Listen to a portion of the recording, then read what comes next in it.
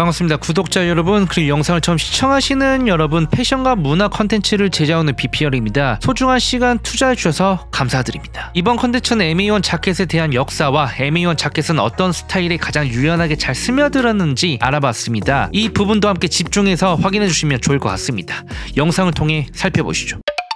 MA1은 본모 자켓 또는 비행기 자켓이라 불리고 있습니다. 한마디로 공군 자켓이죠. 1917년 한국의료위원회가 설립되면서 자켓도 자연스럽게 만들어졌습니다. 당시 비행기 안에는 여름엔 덥고 겨울엔 매우 추웠습니다. 전투와 비행에 어려움이 있었죠. 전투에 조금 더 집중하고 추위를 이겨내기 위해 비행 자켓을 만들었습니다. 비행 자켓들은 조종석에 매우 잘 어울리기도 했고 전기가 통하지 않는 절연성 원단을 사용, 내구성이 강한 자켓을 만들었죠. 그리고 이 컨텐츠를 시청하시기 전 참고하실 게 하나 있습니다. MA1 자켓을 이야기를 하려면 플라이트 자켓의 초기부터 이야기를 해야 합니다. 그런데 플라이트 자켓의 종류들이 너무 많기 때문에 MA1 자켓에 관련된 것만 이야기를 하겠습니다. MA1의 초기 베이스는 어빈 RAF 플라잉 자켓입니다. 어빈 RAF 플라잉 자켓은 미국 비행사 레슬리 리 로위 어빈에 의해 만들어졌습니다. 레슬리 어빈은 낙하산 립코드, 즉 낙하산에 펼치는 줄을 개발하는 발명가로 1919년 비행기에서 최초로 낙하 점프를 한 인물이기도 합니다. 레슬리 어빈은 낙하산이 항공 장비의 가장 중요한 요소라 생각해 1919년 6월 미국 정부와 함께 낙하산을 제조하기 시작했습니다. 어빈 에어 슈트라는 회사를 설립했죠. 1926년 그는 영국에 공장을 열었고 1930년 말 어빈이 만든 낙하산을 전 세계적으로 사용하게 됩니다. 날이 가면 갈수록 항공은 발전됐고 고도도 증가했습니다. 비행사들은 수천 피트 상공을 비행했으며 기온도 쉽게 떨어져 추위에 떨고 있었죠. 어빈은 이 사실을 기회라고 생각했습니다. 추위에 떨고 있는 조종사들을 위해 어빈 플라잉 자켓을 만들게 됐습니다. 어빈 플레인 자켓은 훌륭했죠. 두꺼운 천연 양가죽을 사용해 놀라운 단열 효과를 일으켰고 양가죽이라 무겁지 않을까 했던 부분을 완벽하게 보완시켜 가볍고 편안한 착장을 했습니다. 어빈의 노력이 빛을 발했던 순간이었죠. 어빈 플라인 자켓은 긴 소매로 장갑처럼 차가운 손을 따뜻하게 만들었고 넓은 카라로 목 주변도 보온성을 유지시켜 줬습니다. 자켓의 허리 부분에 벨트를 고정시켜 체온을 떨어뜨리지 않게 만들었습니다. 어빈 플라인 자켓은 전쟁 후 수요가 줄어들어 생산을 중단시켰죠. 아무래도 전쟁이 끝난 이후 조종사들은 플라잉 자켓을 더 이상 입기를 원하지도 않았고 입을 만한 상황도 오지 않았습니다. 하지만 대중들은 플라잉 자켓의 장점을 알고 재고가 없어질 정도로 중고를 많이 구매했다고 합니다. 그리하여 어빈 플라잉 자켓의 오리지널은 서서히 사라지고 박물관까지 전전하던 중 사업가 시몬 그린 눈에 띄게 됩니다. 시몬 그린은 어빈 플라잉 자켓의 매력에 푹 빠진 것이죠. 그는 다짐을 했습니다. 딱 하나만 만들어보자고. 시몬 그린은 어빈 RAF 플라잉 자켓의 오리지널을 찾기 위해 어빈 컴퍼니, RAF, 햄더 박물관 등 도움을 받았고 당시 어빈 플라잉 자켓을 생산했던 하청업체를 수소문 끝에 찾아 기계를 공급받아 생산을 했습니다. 다시 전쟁으로 돌아가 1934년 한국의료위원회는 어빈 RAF 플라잉 자켓의 영감을 받아 B3라는 제품을 생산했습니다. B3는 서두에 이야기 드린 어빈 RAF 플라잉 자켓과 비슷하게 제작됐습니다. 높은 피트에서 따뜻함을 유지시켜줬고 겉감은 양가죽, 안감은 양털을 사용했습니다. B3는 공군만 착용하는 것이 아니라 육군 장교들에게도 큰 인기를 얻었죠. 항공의료위원회에선 즉각적으로 비행사들에게 피드백을 받아 자켓에 대한 장점과 단점을 보완했으며 연구를 하기 시작했죠. 1939년 B6가 탄생했습니다. B3 자켓을 대체할 만한 자켓이었죠. B6는 붉은 색상의 가죽을 사용했고 양가죽보다 양털을 사용해 B3보다 가볍게 만들어진 게 큰 장점이자 차이점입니다. 특히 루기드 P-38 라이트닝 전투기는 비좁은 조종석으로 두꺼운 자켓을 입으면 둔해졌고 B6는 두껍지도 않고 보온성도 좋아 조종사들에게 큰 인기를 자랑했죠. 들고 다니기도 편했습니다. B 시리즈는 날이 가면 갈수록 발전했습니다. 전 모델들은 단계적으로 폐기 처분했으며 연구와 연구를 통해 오로지 전투의 승리를 위해 새로운 자켓들을 생산했습니다. 1943년에는 B10 자켓이 만들어졌습니다. B10 자켓은 B1 자켓과 매우 비슷하게 만들어졌죠. B10 자켓은 기존에 많이 사용하던 양가죽 대신 천 소재를 사용했습니다. 플라잉 자켓에 천 소재를 사용한 건 처음이었죠. 자켓은 양가죽과 달리 매우 가벼웠으며 단점은 보온성이 매우 떨어졌습니다. B10 자켓은 1944년 딱 1년만 생산했고 바로 다음 B15을 내놓았죠. B15 자켓은 가죽을 사용하지 않았고 천을 사용하지 않았습니다. 바로 나일론과 레일온을 혼방으로 다양한 쉘 소재를 탄생시켰죠. 쉘 소재는 소프트 쉘, 하드 쉘로 나눠집니다. 소프트 쉘은 방풍과의 온도를 유지시켜주는 원단으로 바람막이 자켓에 주로 사용하고 하드 쉘은 방풍, 보온, 투습 등 기본적인 베이스로 방수뿐만 아니라 뛰어난 내구성을 자랑하는 원단이며 레인 자켓의 정도라 생각하시면 되겠습니다. P-15 자켓은 서두에 이야기드린 동물의 가죽을 사용하지 않고 새로운 원단을 사용해 완성시킨 자켓입니다. 한마디로 군사적인 나일론 자켓으로 당시 현대적인 디자인으로 손꼽혔죠. P-15 자켓의 무게감은 매우 가벼웠고 산소 마스크를 설치할 수 있게끔 설계됐으며 모피카라가 인상적인 자켓이었습니다. P-15 자켓은 1954년까지만 생산했습니다. MA1 자켓은 1949년 브랜드 알파인 스트리에 의해 만들어졌습니다. 서두에 이야기 드린 모든 제품들에게 영감과 영향을 받고 수정하고 또 수정한 끝에 드디어 MA1 자켓이라는 자켓을 우리가 만나볼 수 있게 됐습니다. 당시 브랜드 이름은 도빈더스트리로 활동했으며 자켓의 시초를 만든 것이죠. 국가에서 진행하는 항공의료위원회가 관여하지 않고 민간 사업체와 손을 잡고 제작을 했습니다. 1963년 브랜드 도빈더스트리는 상호명을 알파인더스트리로 변경 후 미군 정부와 첫 계약을 맺고 MA1 자켓을 원활하게 공급할 수 있도록 요청했습니다. 제품의 공식적인 이름은 자켓 프라이어스맨 인터미디 타입 MA1 자켓입니다. 자켓 색상은 원래 블루였었는데 미국은 베트남 전쟁 이후 올리브로 만들었으며 안감은 오렌지로 선택했습니다. 미국 정부는 실제 전쟁에 활용할 수 있는 자켓을 만들어달라 요청했고 알파인더스트리는 그 요청을 받아들여 안감은 오렌지로 변경, 리버서블 타입으로 구성시켜 비행기 추락 시 오렌지 컬러로 바꿔 입어 아군에게 신호를 보내고 구조할 수 있도록 설계한 것이죠. 유용하다는 찬사까지 받게 됩니다. 당시 MA1 자켓은 하늘뿐만 아니라 지상에서도 정말 좋은 자켓이다라는 인식과 좋은 평을 받았고 모든 플라잉 자켓의 제품들 중 MA1이 군인들에게 가장 인기가 많았습니다. 알파인더스트리는 이 기회를 발판 삼아 대중들에게 판매를 하기 시작했습니다. 미국을 넘어 유럽과 호주 그리고 서양 문화를 사랑하는 일본까지 진출한 것이죠. 이후 미국 정부는 이라크 전쟁 때 더 이상 민간 업체에게 의류를 제작하지 않겠다라고 선언했고 알파인더스트리는 빠르게 패션 브랜드로 성장하기 시작했습니다. 밀리터리 옷만 50년 가까이 제작한 노하우를 바탕으로 브랜딩을 하기 시작한 것이죠. 현재 브랜드 알파인더스트리는 다양한 브랜드와 협업을 통해 활발한 행보를 보여주고 있습니다. MA1은 비록 군인들이 주로 많이 착용했지만 서블컬처에도 확인할 수 있었습니다.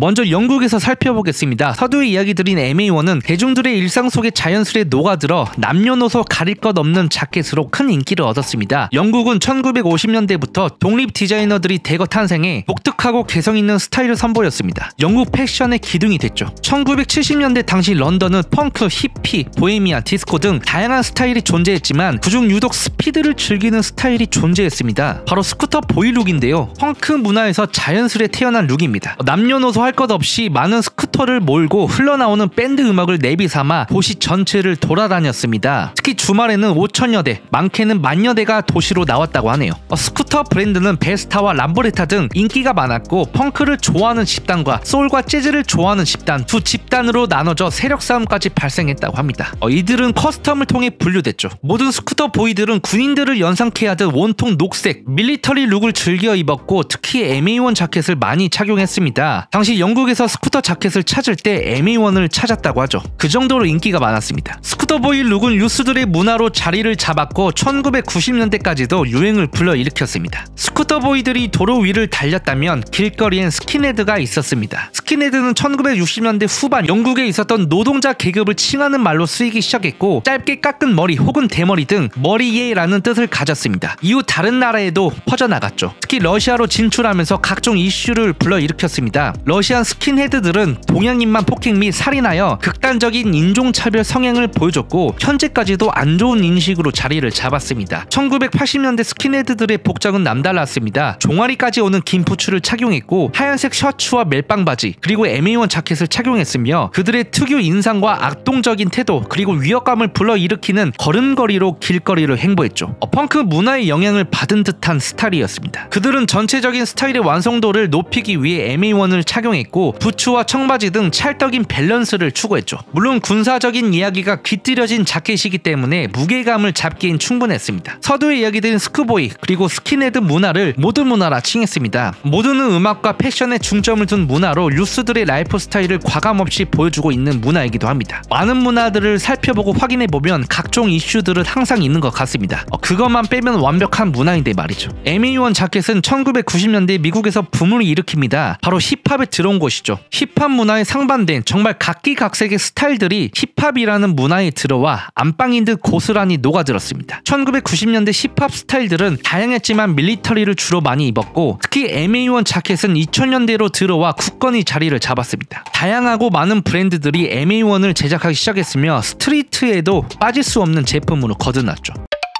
당시 실제 군인들은 MA1 자켓만 봐도 토가 쏠린다고 합니다. 그 정도로 전쟁의 아픔과 슬픔이 있다는 것이죠. 전쟁에서 시작됐던 제품이 음악이라는 문화에 들어와 그 아픔을 달래주듯 다양한 스타일을 추구했고 변화를 일으켰으며 오늘날의 MA1을 완성시킨 것 같습니다. 현재도 많은 브랜드들이 MA1을 제작하고 있습니다. 디자이너 브랜드부터 스트리트 브랜드까지 다양한 스타일을 만나볼 수 있으니 어떤 스타일이 자기 자신에게 가장 잘 어울리는지 그리고 어떤 문화 속에 들어가 볼까라는 상상들과 함께 제품을 하시면 더욱더 오지에 가까운 느낌이 물씬 나지 않을까 생각합니다. 네, 지금까지 MA1 자켓에 대한 역사와 문화에 대해 한번 알아봤습니다. 영상 끝까지 시청해 주셔서 감사드리며 저희는 신선하고 다양한 컨텐츠를 통해 인사드리도록 하겠습니다.